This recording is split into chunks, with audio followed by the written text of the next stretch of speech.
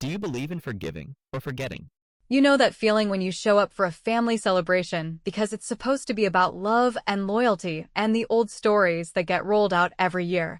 And instead, you realize halfway through the appetizers that you were invited as a prop in someone else's performance, and that the performance has a script you didn't get to read. And the part written for you is the one where you stand there smiling while they try to cut you down in front of people who will pretend not to notice. That was me on my parents' anniversary night, and if I sound a little too calm telling you this, it's only because I already knew they were going to do something ugly. I just didn't know how public they would make it, or how prepared I would be to stop caring the second it happened. I grew up in a house where money was not just money, it was a leash that got yanked whenever I said something they didn't like or made a choice that looked independent, and while other families measure affection in time and attention, mine measured it in favors granted with a ledger and a reminder that nothing is ever free, which means over the years I learned to anticipate the bill even in moments that were supposed to be joyful. And I learned to keep my face steady while mentally calculating what this kindness would cost later. My brother Michael learned a different lesson, which is that if you nod at the right moments and repeat their opinions back to them like you came up with them yourself, the leash becomes a ribbon and you get called responsible and loyal, and doors open automatically. And no one asks you to justify why you deserve the extra help. It just arrives, and if anyone notices the imbalance, they are told that you carry the family name with dignity, which is a nice way of saying you never make waves and you never make the people in charge feel small. So when the invitation came and it was loaded with all the usual emotional cues about family unity and honoring sacrifices and showing up for the people who made you who you are, I said yes, and I told myself I would keep my head down, hand over a thoughtful gift, say the right words, and get through the night without a scene, because even though I have a backbone and a career and a life that doesn't depend on their generosity, I still had this leftover hope that we could be normal for one evening, and maybe that was naive, but I wanted to try. The room was full of relatives who liked to perform family on cue, with compliments that land like questions and questions that land like accusations, and I did the polite rounds and kept my answers simple. And every time someone mentioned Michael's latest investment or his supposed brilliance at negotiating, I nodded and offered a congratulations that didn't stick in my throat, because I have learned that arguing with a story people want to believe is a waste of oxygen, and I decided a while ago to stop letting my lungs be the currency for everyone else's comfort. Then my parents walked to the front where the cake was and clinked a glass, and my mother took my father's arm the way she does when she wants him to look softer than he feels, and she started talking about family legacy and building for the future. And I felt the temperature in my body drop by a few degrees, not because I was surprised, but because the wording was familiar, and in my family that language only shows up when they are about to call something final, and my father cleared his throat and said he wanted to take a moment to recognize the importance of making hard decisions that protect what they have built, and I thought, here it is. This is the moment where they stop pretending that I still have a seat at the table they keep rearranging to push me toward the edge. He kept going, and he said he and my mother had updated their plans to reflect the reality of who was committed to the family's future, and my mother nodded with that sad smile that is supposed to make cruelty look like wisdom, and I could feel 50 sets of eyes flick between me and Michael as if someone had handed out a program with only two characters in it, the loyal son and the difficult daughter. And everyone was waiting to see if the daughter would make trouble by refusing to accept the role assigned. I am not proud of how many years I tried to argue my way out of that role, or how much it cost me to finally understand that the only way out is through, and that you cannot extract fairness from people who think love is something you earn by submission. But I am proud that by the time they spoke those words out loud, I had already detached the wires they were planning to cut, and I had already chosen a life where their approval could not decide whether my lights stayed on. My father said, in that careful tone he uses when he wants harshness to pass for clarity, that they had revised the will so that their assets would be managed by Michael going forward, because he understood the business and he had shown the kind of judgment they trusted, and he said this was not a punishment, it was a recognition of strengths, and that they loved us both. Which is the kind of sentence people reach for when what they really want is immunity from the consequences of their own choices, and the air in the room changed in that way it changes when everybody knows something rude just happened and decides to call it practical. Michael did not look at me right away, which told me he had known about this and had been told to stay neutral, and I could almost hear the pep talk they had given him in private about stepping up and taking responsibility, and I decided, right there, that I wasn't going to give them the satisfaction of a scene, because the whole point of staging this on their anniversary was to make me the one who ruined the evening, and I wasn't going to hold that bag for them. I lifted my glass and felt the quiet widen around me, and I said, steady and clear, that it did not matter, because I had just acquired something they could never take away. And I wish I could properly describe the look on Michael's face without drifting into sarcasm, but it was a mix of confusion and irritation, the way someone looks when they prepared for your tears and instead got your composure. I did not elaborate, and that was intentional, because when people have spent years treating you like a problem to be managed, the most unsettling thing you can do is become unreadable, and I let the silence sit there. And I took a slow sip and set the glass down, and I could see half the room lean toward me without moving, waiting for me to explain, waiting for me to trip and show that my confidence was a bluff, and I kept my voice even and thanked everyone for coming to celebrate. And I told my parents that I wished them many more years of health, and I meant it, because this was not about wishing harm. This was about ending a loop where I handed them a knife and asked them to please stop cutting. My mother tried to recover by saying we should all toast to Michael's leadership, and the toast happened, but it sounded thin, like a recording played through a cheap speaker. And when it was done, Michael finally turned to me and tried that little smirk he uses when he thinks he has the upper hand, and he asked what I meant by acquired, and whether I was engaged, as if the only version of security I could claim would be attached to some man's last name, and I looked at him and said I was very happy, and left it there. Because sometimes the best move is to keep your cards face down while everyone else overplays theirs. The rest of the night moved on in that strained way where people pretend nothing happened and then take turns walking past you with the same rehearsed sympathy, and I stayed long enough to make it painfully clear that I was not fleeing, that I was not collapsing, that I was not going to confirm the story they wanted to tell about me. When I finally stepped outside and checked my phone, there was a new email with a subject line that meant more to me than any toast I'd heard all evening, and I smiled in a way I had not smiled in a long time. Because right there was the proof that their announcement had arrived 2 days too late, and that whatever they thought they could take, they were already paying for without knowing it, which is why, when Michael followed me out and said we should talk soon about what the new arrangement meant for me, I said sure, we should. Because I was curious to see his face when he learned where his monthly payments had been going, and I told him I'd call him tomorrow, and I meant it, and that is where I will start next.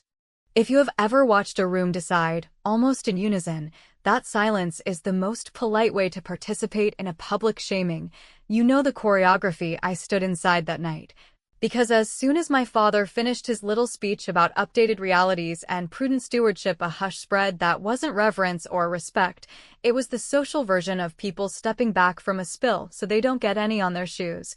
And in that space my mother tilted her head toward me with that pitying smile she saves for when she is doing something sharp and wants credit for doing it gently, and Michael kept his eyes trained on the cake as if sugar could absolve him of complicity. And a couple of cousins tried the half-hearted shoulder squeeze that says we love you, but we love the guest list more. And I could have swallowed hard and excused myself and given them the proof they wanted that I was fragile and dramatic and unfit to be trusted with anything messy, but I have spent enough years letting other people narrate me to know that the only useful response when someone goes for your dignity in public is to expand, not shrink, and to make your voice and your choices fill the space they were hoping to occupy with their version of you. So I stood, and I lifted my glass again, and I said that I appreciated the clarity, because clarity is a gift, and that I wish them all the peace that comes from finally doing what they already decided in their hearts a long time ago. And I said it did not matter, because I had just acquired something they could never take, and I let that sentence sit there long enough for the edges to be felt, and then I smiled the kind of smile you wear when you have already stopped asking for permission. The reactions came in layers the way they always do in families where image management is the house religion, with one aunt immediately launching into a speech about how wills are just paperwork and love is what counts. Translation: please do not embarrass us. And another relative who likes to flirt with moral courage asking if I was okay in the tone you use for a neighbor whose recycling blew into your yard. And a couple of people tried to triangulate by praising Michael's reliability while telling me how independent I am, which is a neat trick if what you are trying to do is keep a foot in both camps and avoid being the person who says out loud that the stunt my parents pulled was ugly, unnecessary, and designed to humiliate me into compliance. My parents did their part by pretending the moment had passed, my mother urging everyone to eat before the entree got cold, and my father explaining to a table of men he respects that estate planning is complicated and requires hard calls. And Michael finally decided to poke the bear he thinks I am by leaning over and whispering that if I wanted a share of responsibility, there was still time to reconsider my attitude. Which is the kind of line that works on people who have not already rearranged their lives around the decision to stop paying rent to other people's control. I told him not to whisper at me like I was his intern, and I told him he could keep the attitude lecture for the board meeting he imagined himself chairing, and then, because I refused to be the sister who makes a scene while they collect sympathy for having a difficult daughter, I excused myself and walked to the back where the event manager stood near the service door checking timing. And I did something my parents never factor into their calculations because they think I only make principled stands when I can afford it, which is that I put my card down and quietly extended the open bar for 1 hour and asked for the small espresso desserts my mother loves, even though she has claimed for years they are too expensive to order for a crowd, and I wrote a short note to be placed on each table that said, very simply, from Emily, thank you for coming to celebrate, have a drink on me. Now, if you are wondering whether that was petty or performative, I will tell you what it felt like in my body the moment the servers started placing those notes and the bartender announced the extension. Because the room shifted in a way that had nothing to do with sugar or caffeine and everything to do with the narrative they had tried to lock me in, since you cannot sell the idea that your daughter is irresponsible and ungrateful while she is, in real time, picking up a tab without flinching, and doing it without a speech, and suddenly the people who had been holding their breath to see if I would break let it out in the form of relieved chatter and a few too loud jokes. And my mother's smile froze just a little because the soft power she had been applying was slipping, and my father's eyebrows pulled together the way they do when a financial line item surprises him.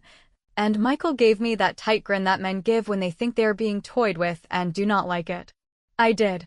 not gloat. I did not raise my glass again. I did not make any announcement at all. I let generosity do the talking because sometimes the cleanest revenge is to demonstrate that the leverage they thought they had evaporated the second you stopped needing their approval or their wallet. And there is a particular satisfaction in watching people reckon with the possibility that their favorite story about you doesn't play anymore. Of course, a stunt is just a stunt if it isn't attached to substance, and I knew the only opinion that would matter to me once the sugar crash hit would be my own. So I took a slow lap around the room and thanked the cousins who had at least tried to be kind and accepted the awkward hugs from people who like to be seen hugging during family dust-ups. And when Michael reappeared with that managerial posture that says he is about to delegate, I told him we could talk tomorrow like adults and in daylight, and that he should bring whatever bullet points he had prepared about responsibility because I had a few bullet points of my own, and I left it there, and if that sounds like theater, let me be clear. I was done performing long before any of them realized the script had changed. I stayed through the cake, I complimented the venue staff, I hugged my mother goodbye in a way that made it impossible for her to claim I refused basic civility, and I walked out with my head clear and my phone buzzing in my hand, because while I was standing at the curb an email landed from a property manager confirming a filing I had been waiting on, followed by a text from an unknown number that turned out to be one of Michael's partners asking if I had a few minutes to discuss a lease clarification he thought I could help with, and that was the first crack of light I wanted. Because it meant the ripples were already hitting shores they did not know I could reach, and when, an hour later, my screen lit up with Michael's name and a message that read, "We need to talk first thing. It's about the lease terms on Harbor Row,"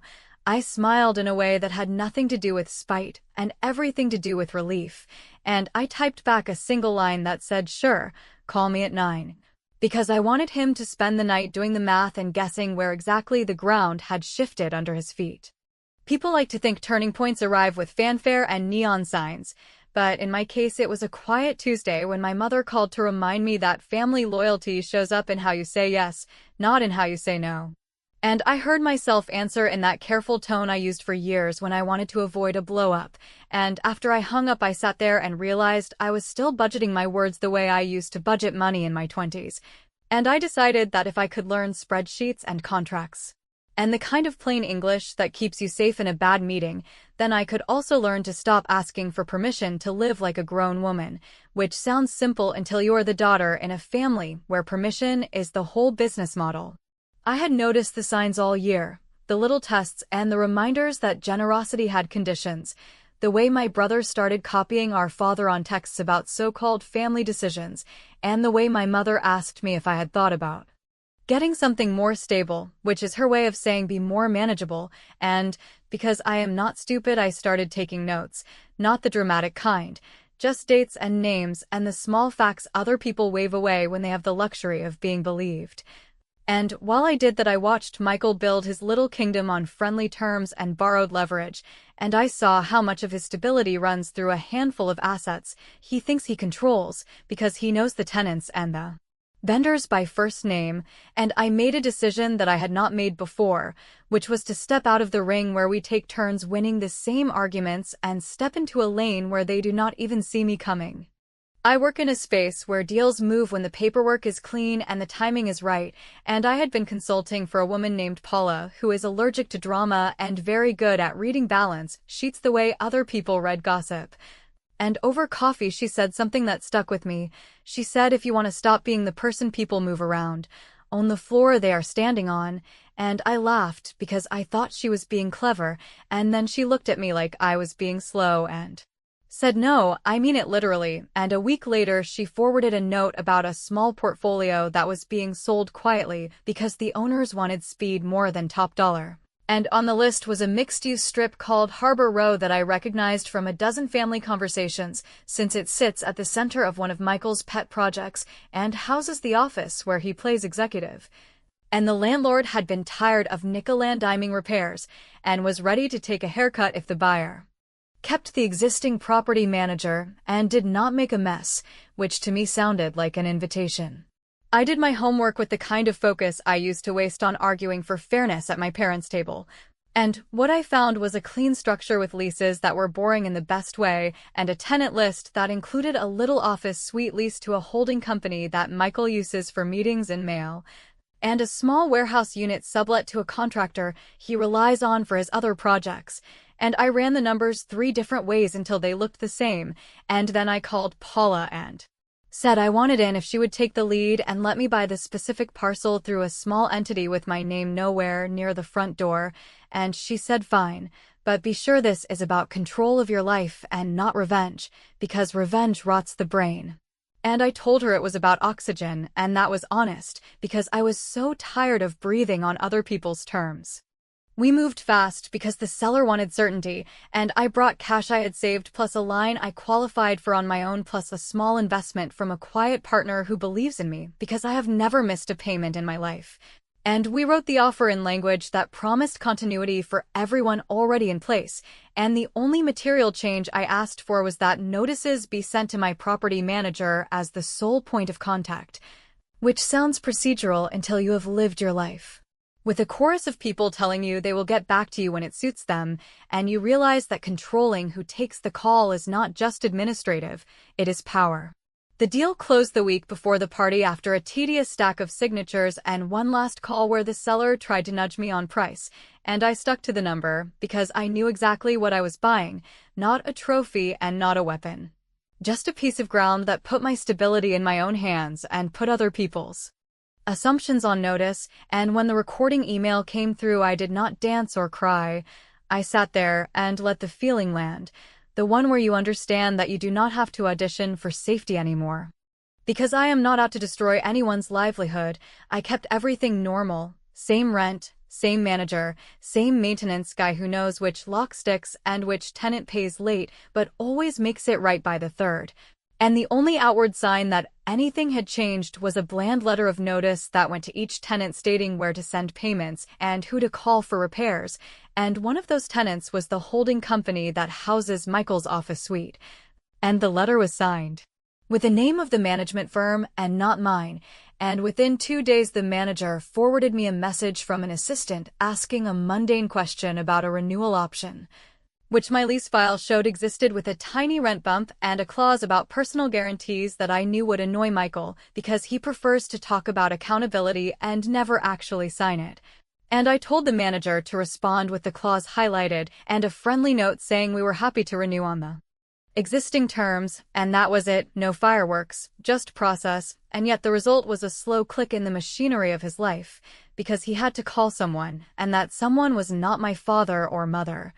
It was a person who worked for me and who would not be talked into bending a clause to avoid hurting a grown man's pride. That same week, I asked the manager to send out the standard request for tenant estoppels because the lender wanted updated confirmations, and if you do not live in that world, that sentence means nothing. But in my family, it translates to Michael filling out a form under penalty of perjury stating that his rent is current and his lease is valid, and he has no claims against the landlord, and the landlord, in this case, is me. And it is hard to maintain the fiction that you are the only serious adult in the room when you are signing a document like that with your mouth closed.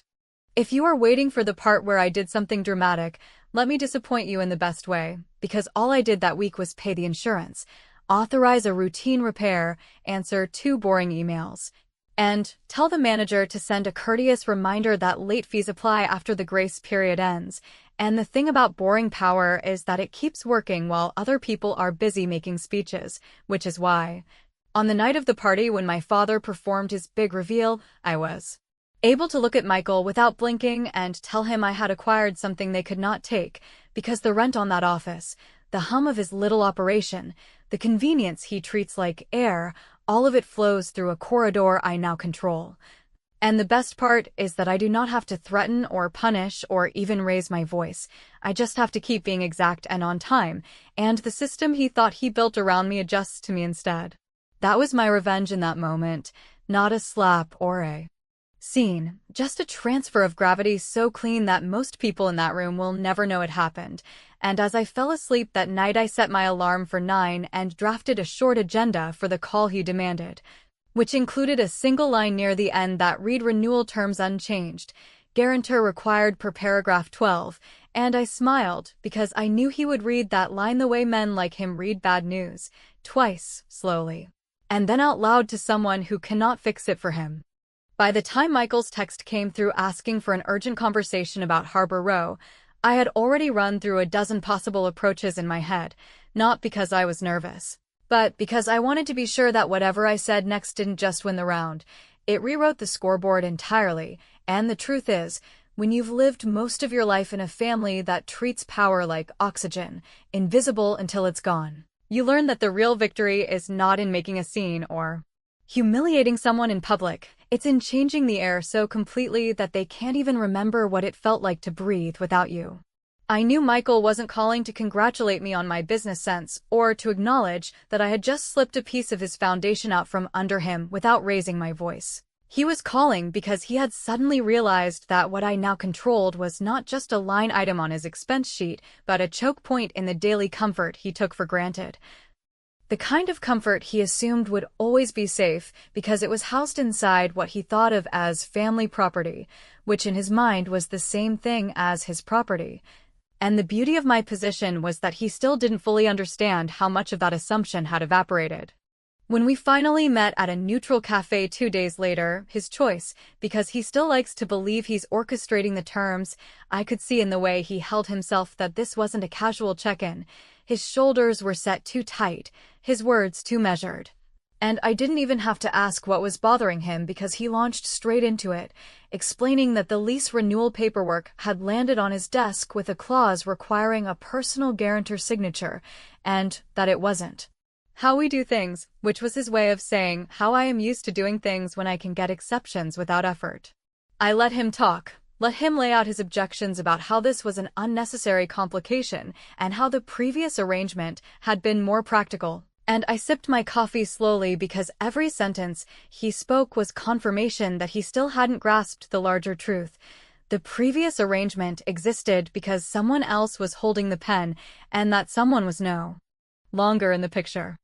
I told him, in a tone that would have passed for casual if you didn't know me, that the requirement was standard and that it applied to every tenant in that property, whether they were my brother or a stranger who rented the smallest unit in the corner. And I added that my property manager had full authority to enforce the lease exactly as written, which meant that if he wanted to negotiate, he'd need to do it through the same channels as everyone else. His eyes tightened at that, not in rage exactly, but in the kind of frustration men get when they realize the conversation has already been decided without them. And I could almost hear the wheels turning in his head as he tried to figure out if appealing to our parents would get him anywhere. I didn't wait for him to ask. I just told him that Mom and Dad had nothing to do with Harbor Row, had no stake in it, and couldn't change the terms even if they wanted to, because the entity that owned it wasn't theirs and never had been. I watched that sink in, the moment the ground under him shifted again, and I knew that from this point forward, any conversation about that building would happen on my terms, at my pace, in my language. What I didn't tell him, not yet, was that Harbor Row was just the visible part of the change. The first piece I'd moved into place in a strategy designed to make my position in the family unassailable, no matter how many wills they rewrote or how many toasts they made about real commitment. The truth was that I'd already started looking at 2 other small properties connected, in indirect but meaningful ways, to the comfort zones my parents and brother had built for themselves, and that if I played my cards right, by the end of the year I'd control enough of those pressure points that cutting me out of a will would feel like trying to evict the foundation of a house while still living in it. But for now, I kept that to myself, because sometimes the smartest move is to let people underestimate how many steps ahead you are. And Michael was already rattled enough by the idea that his office space and the address on his business cards now ran through a contract that had my silent signature behind it.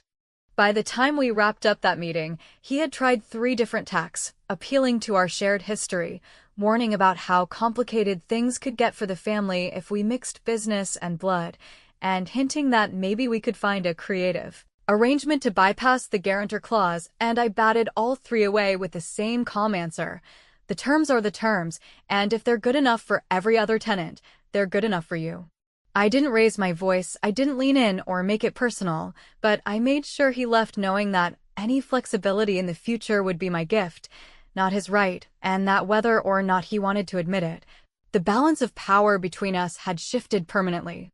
Later that night, I got a call from my father, not to address the lease directly, but to ask me if I was getting along with Michael, which in our family is code for, he's complained about you, but I'm pretending this is about harmony. And I told him I was perfectly fine, that business was business and family was family, and that I was sure Michael would figure out whatever he needed to within the standard terms of his agreement. I could hear the pause on the other end of the line, the tiny hesitation that meant he was recalculating his approach, and I realized then that the shift wasn't just in my dynamic with Michael, it was in the way my parents were starting to recognize, maybe for the first time, that the levers they had always pulled without resistance now had locks they didn't have keys for.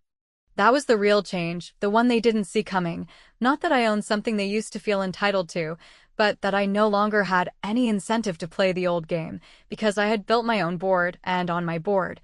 the rules don't change just because someone at the top of the family tree decides they should. And the more they tried to feel out the edges of that, the more I understood that my next move wasn't just about holding what I had, it was about expanding it so far that the idea of cutting me out of anything became not just symbolic, but irrelevant. Because by then, I'd have made sure that everything that actually mattered already ran through me. When the call from Michael finally came that Monday morning, right at 9 as I had told him, there was none of the casual arrogance he used to layer into his voice whenever he thought he had the upper hand, and instead there was a clipped, almost brittle tone that told me he had spent the weekend talking to people who had confirmed that what I owned was not just a temporary inconvenience, but a permanent reality. and that no amount of family pleading or backroom negotiating could put Harbor Row back under his control without my consent. He started with small talk, the kind that feels like it was added to a script to soften the blow of whatever comes next, and then, without much of a pause, he launched into a pitch about how we could make this work for both of us if I was willing to be reasonable, which, in our family dictionary, has always meant folding to the person who shouts the longest or wears the crown that month. I let him talk, let him use every practice line about unity and legacy and how mom and dad are worried about how this might look, and then, when he finally wound down, I told him in a steady voice that this wasn't about how anything looked. This was about the fact that the lease was valid, the terms were standard, and that every tenant in that building, no matter who they were, would be treated exactly the same, and that included him. There was a pause on the other end of the line long enough for me to hear the faint tap of his fingers against a desk, and I knew that he was wrestling with the fact that I wasn't budging even an inch, and then he shifted tactics, offering to buy me out at a fair price, which was his way of trying to make me an employee in my own decision, the way my parents had always preferred to operate, let you keep a little piece of dignity in exchange for giving up the control they want. I told him, without raising my voice, that the property wasn't for sale, that it was part of a long-term strategy one had no intention of abandoning, and that the sooner he accepted that, the sooner he could focus on his own work without wasting energy trying to reverse something irreversible. He didn't like that word, irreversible. I could hear it in the way his breath caught, but it was the truth, and I've learned that the truth, delivered without apology, is often more powerful than any threat. Later that week, my father called, which I expected, because in our family, when one sibling fails to bend the other, the parents step in under the guise of mediating. He asked me if I was really sure I wanted to create this much tension, as if the tension hadn't been baked into every decision they'd ever made that favored Michael over me, and I reminded him, calmly, that I hadn't created anything except a legally binding business relationship that they had no role in, and that if they wanted to avoid tension, they could start by respecting the fact that I was not a child and that my business decisions were mine alone. He didn't argue directly, but I could hear the tightening in his voice, that edge of irritation he always got when someone challenged his version of events. He ended the call with a stiff, "We'll see how this plays out," which was the closest he could come to conceding that they no longer held the cards. The real payoff came 2 weeks later, when the first rent payments under my ownership processed, and among them was the one from Michael's holding company, neatly deposited into my account through the property manager without a single note or delay. I didn't gloat, I didn't send him a message, I didn't even mention it to anyone, because the satisfaction wasn't in rubbing it in, it was in knowing that every month from now on, without fanfare, part of the life he had built on family privilege would flow through me, on my terms, in my structure, and there was nothing he or our parents could do to take that away. They could cut me out of every version of their will from now until they took their last breath. They could toast to Michael's supposed leadership at every holiday dinner. They could spin the story however they liked to anyone who would listen. But the fact would remain that their comfort, their pride, and their sense of security now had a quiet dependency they would never admit out loud. And that was the part one never said to them, but carried with me every day after, that it wasn't about revenge for revenge's sake, and it wasn't even about proving them wrong in the eyes of the extended family, because I knew they would never tell that version of the story. It was about making sure that they could never again use money or access as a leash, that there would be no more threats to reconsider my choices if I wanted to stay in their good graces, no more invitations that came with invisible strings. No more sudden declarations of who was worthy of trust and who wasn't. It was about the kind of freedom that comes from knowing that you've removed their ability to punish you financially, and that you can walk into any room, any party, any so-called family celebration, and know that whatever performance they stage, you are no longer the captive audience. The irony is, I stopped caring about the will entirely, because in the months that followed, I kept making moves, picking up small, strategic holdings in places they didn't pay attention to until it was too late. Each one a quiet reinforcement of the same point. My life was mine, my stability was mine, and their approval had no currency here anymore.